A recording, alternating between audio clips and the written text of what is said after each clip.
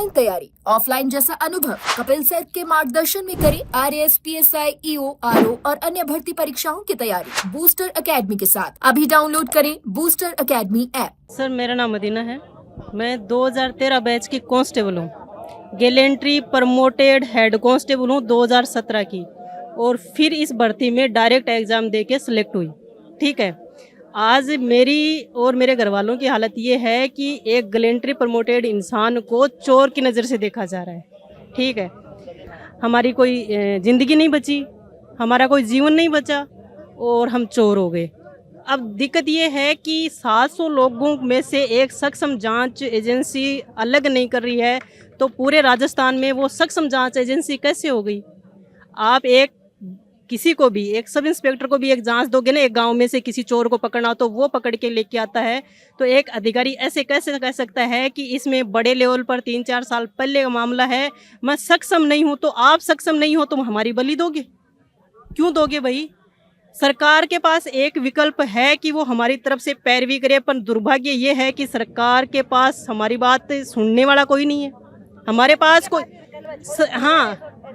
हमारे पास कोई बड़ा नेता नहीं है, हमारे पास कोई आईपीएस लॉबी नहीं है, हमारी सुनने वाला कोई नहीं है, क्योंकि 700 लोगों के परिवार के अलावा यहाँ कोई नहीं है जो ये कह सके कि ये बंदे सही हैं।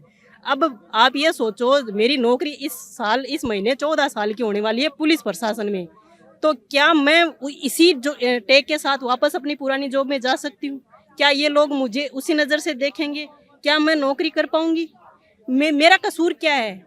या तो मैं गलत हूँ या फिर मैं सही हूँ। अगर गलत हूँ तो ये साबित करें। मैं क्यों साबित करूँ हर बार कि मैं हूँ? अगर फ्रॉड होती तो फिर मैं गैलेंट्री प्रमोशन नहीं ले पाती।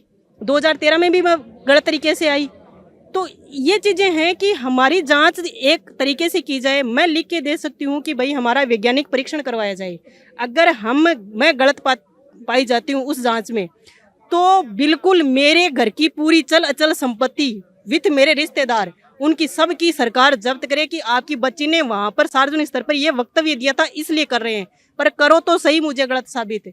अब अगर हम यहाँ बैठे हैं, हमारी सोशल लाइफ खत्म हो गई है, हमारा जीवन खत्म हो गया, सो नहीं पाते हम। आप सोच नहीं सकते कि हमें नींद नहीं आ रही है, कंपकंपी छूटती इस नाम से कि लोग देखते ओह ये थानेदार, इसकी थानेदारी निकल गई। भाई क्यों निकल गई?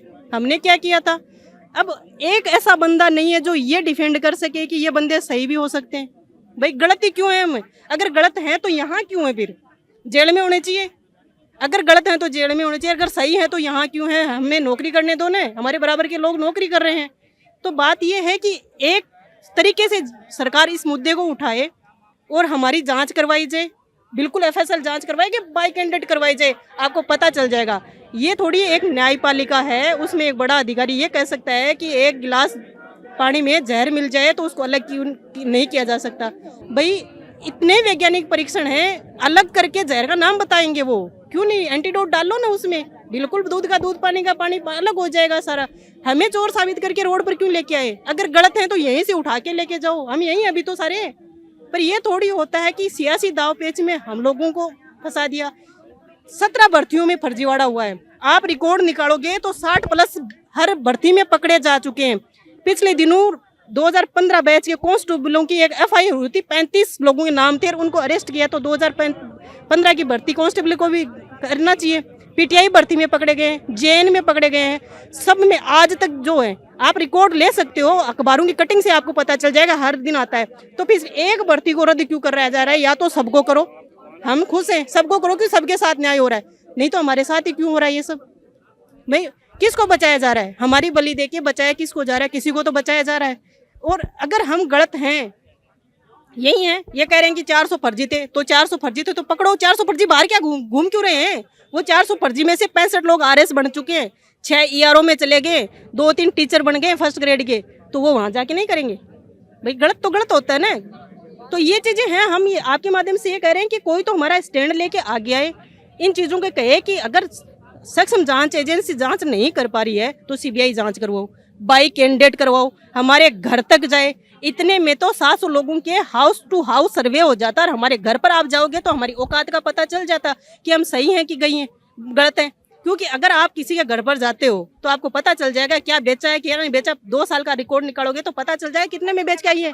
हाँ, जनगणना ही तो करो। हम तो 700 लोग हैं, 700 में से भी हम हर एसपी स्तर के अधिकारी के पास 10-10, 12-12 हैं।